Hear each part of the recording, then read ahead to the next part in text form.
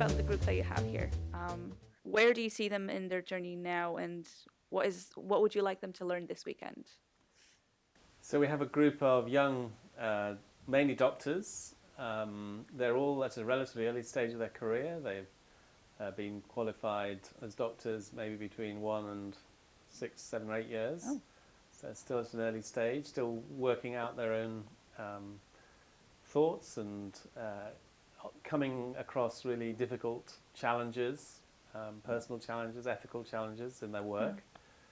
So I feel my goal is to try to encourage them, to help them, to give them ways of thinking about some of the issues, and perhaps to use some of my own experiences, having worked as a doctor and as a Christian for many years. And I hope that they will go with a new sense of enthusiasm. We're particularly focusing on issues at the end of life, caring for people who are dying, and debates around the end of life. And I'm hoping that they'll take these topics on when they go back to their work. It's highly relevant to the jobs they're doing. The whole issue around death and dying is a very major issue in our culture, and one of great debate. And there is a very strong move to introduce various kinds of medical killing. So traditionally, doctors have always been the ones who've focused on the preservation of life. Right. That goes all the way back to the pre-Christian era, to Hippocrates, but was then taken up by Christian doctors, and who always saw a separation between curing and killing. And what has been happening just over the last 20, 30 years is a blurring between these two, and an increasing pressure from people that killing should be seen as part of the role of doctors, that has provided that it's motivated by compassion, provided that it's according to the patient's wishes. So this is something that I see as a great threat for the future of medicine, and it's something that I'm sure that people in this generation are going to be confronted with increasingly. So we're looking at these issues, trying to understand what is it that's driving people towards the conclusion that some kind of medical killing is the right way forward, but also what are our strategies to try to show a better way, whilst at the same time showing compassion and concern for people who are suffering. One of the extraordinary things that in the place that I was working is that I was working as a baby doctor, as a paediatrician who was focusing and caring for newborn babies, and I was working in a big intensive care unit where we were struggling to save the lives of desperately sick babies, many of whom who were extremely premature, right down to the limits of viability, so born 24 weeks gestation or even earlier. And yet, one floor away in the hospital was the fetal medicine unit, where on a regular basis abortions were being carried out because of the discovery of some medical condition or an abnormality of the unborn baby. And on many occasions I was being called from the neonatal unit, where we were struggling to save babies, to ask to counsel a woman who was considering having an abortion. And sometimes the baby in her womb was bigger and tougher and stronger than some of the babies we were struggling one floor down. So I found myself in this extraordinary situation where in one hospital we have these two apparently contradictory activities. So trying to think that through, both as a doctor and also as a Christian, and trying to work out how was I to respond in this area was challenging and difficult. But I do passionately believe that we have a right in our society to engage as Christians and to try to act in a way which is consistent with Christian principles. But one of the helpful distinctions which I and other people try to develop is that there's a difference in what I as a Christian, what my desires are for a conversation I'm going to have with a woman, a patient, or a parent, and what my goals are for this conversation. They're not the same thing. So my desires, as I go to talk to a woman who's considering having an abortion, is that she should be able to understand the value and significance of the life in her womb, and that she should find the courage and the commitment and the compassion to continue with the pregnancy. That's my desire, but I can't make it happen because she has a legal choice in our society, and I know that, and she knows that, and I have to work within that framework. So my goals are that she should know that she's being treated with respect and with compassion, that I'm trying to empathize with the terrible situation she finds herself in. I'm giving her honest and accurate information. I'm trying to present a perspective to help her to see there is another way of looking at this, and there's a possibility of continuing the pregnancy. And that I respect her and treat her in a non-judgmental way. If I walk away from the consultation and I've achieved that, then I feel that I have, as a Christian in this situation, I have accomplished what I can do. I'm not there to try to manipulate or coerce or persuade her otherwise. But I can say that by God's grace, I know that some of the women that I talked to were able to choose to continue the pregnancy as a result. But I also know that there were other cases where a woman still went ahead and had pregnancy. I feel sad about that, but I don't feel that I've failed. That I feel that as long as I've treated her with respect and managed the conversation well, then I've achieved my goals. I think when you have very profound convictions about the rightness and wrongness of certain actions, and yet operating within a secular professional context, this does lead to tensions. Sometimes it almost seems as though I'm forced to adopt a mask of neutrality about issues that I actually care passionately about, but I'm not able in this secular professional context to reveal the intensity of my feelings. I have to almost cover them. And I think this has often been the case where the Christian believers are a small minority in a very strong but potentially hostile system. I think that goes right back to the early church. I mean, imagine you were in Caesar's household as a Christian believer, and you were watching things going on in Caesar's household that you felt were deeply immoral, and yet because of your role, you would still have to maintain the role of being a loyal member of the household. And you can imagine, I think, so these are not new dilemmas. They're dilemmas which Christians have often faced when they're minorities or resident aliens in a foreign system. What would you say are some other, well, besides this one, what would you say are some challenges in your profession in particular for young professionals starting out now?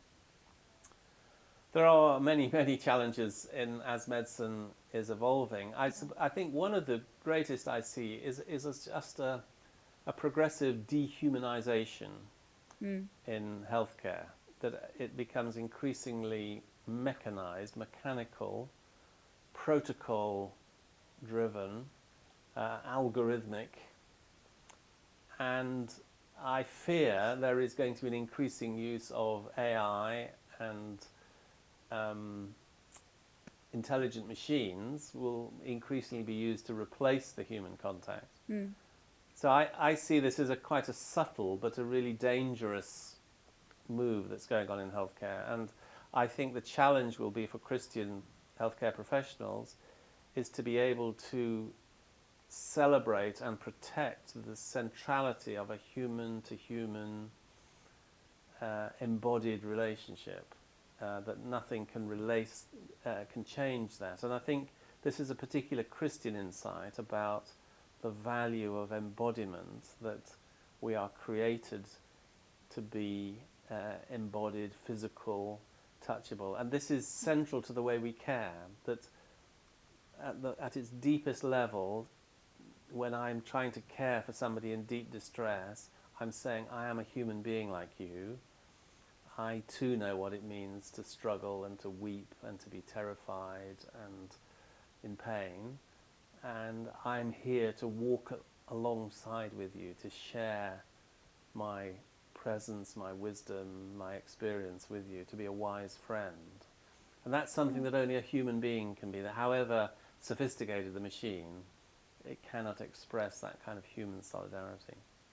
When I was thinking of again, if young people starting out in a medical career, we tend to get so caught up in our work that we exclude everything else. And I was wondering how these practices have shaped you, and what you would recommend to someone in order to maintain their sanity.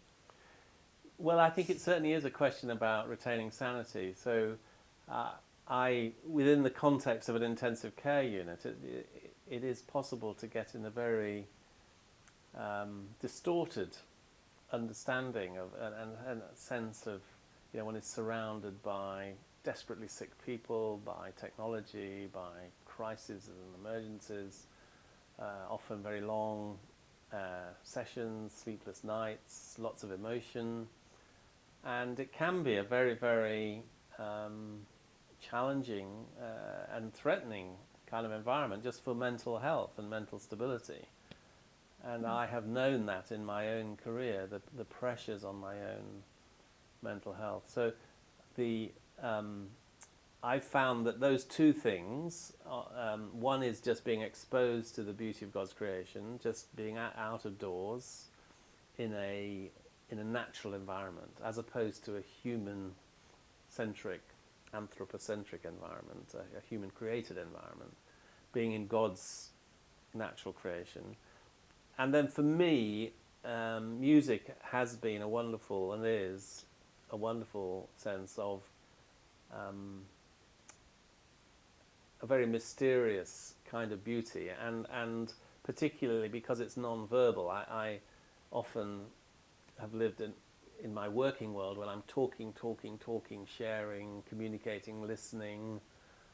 And the wonderful thing about music is that it's completely non-verbal. It is a different aspect of God's creation and of beauty and communication in this non-verbal sense. So I've found both of those very refreshing, and as a trying to expose oneself to beauty. I think a helpful idea I've come across is what is sometimes called mental hygiene. The idea that on a daily basis we choose what we fill our minds with. And actually we find this within the Bible. Paul's saying whatever things are true, whatever things are just and honourable, whatever things are beautiful and excellent, think about these things. And the Greek actually says ponder deeply, reflect, cogitate. And so choosing what to fill our minds with is an important part of a daily discipline of being able to be faithful to Christ in a very challenging environment. Say a little more about what difference it has made in your life, in your career, that you are a Christian. What impact has it had? It's a very interesting question. It's very hard for me now, having had the privilege of walking as a Christian for 45 years, since I was a student, to try to imagine the route my life would have taken without this very foundational belief. My whole route into medicine came from my Christian faith. I felt that I was being called by God into this area. I think it's given me a purpose and a motivation, a sense of wonder at life, at its preciousness, at its fragility, and also a sense of hope. I think to be able to see beyond the grave. I had a very close friend who was also a consultant paediatrician with me, and we worked together in the same baby unit, and he had no faith. And he was intrigued by my faith, and we would often have these discussions, and he would sometimes tease me and so on. But one day he turned to me and he said, when we're caring for a dying baby, it's easier for you, John, than it is for me, because when you're caring for a dying baby, you're sending them to heaven, and when I'm caring for a dying baby, I'm sending it to the rubbish heap. And it was meant as a joke, but we both knew it was true, that actually your fundamental understanding of the nature of reality inevitably changes the way you work. And then for a paediatrician, there's a particular wonderful mystery about the incarnation. Really, how so? Because it suddenly struck me that I had to treat this tiny little bundle struggling for life with tubes coming out of every orifice with the same kind of wonder and with the same kind of respect that Mary and Joseph would have treated their baby. So because Jesus was a baby, all babies are special. And I'm called to, Jesus said, inasmuch as you do it to one of the least of these, you do it to me. So in some mysterious, wonderful way, I was actually caring for the presence of Christ in this tiny, pathetic, defenseless being. And that's a profound mystery and a wonderful motivation. Thinking of this generation of new professionals, or thinking about the group that you have with you right now, well, what is one concern that you have about your profession, and what is one hope that you have for them? Well, my concern, I think, is it's possible to despair when you see these very powerful social forces moving in the direction of killing, moving in the direction of dehumanization, of mechanization, technology.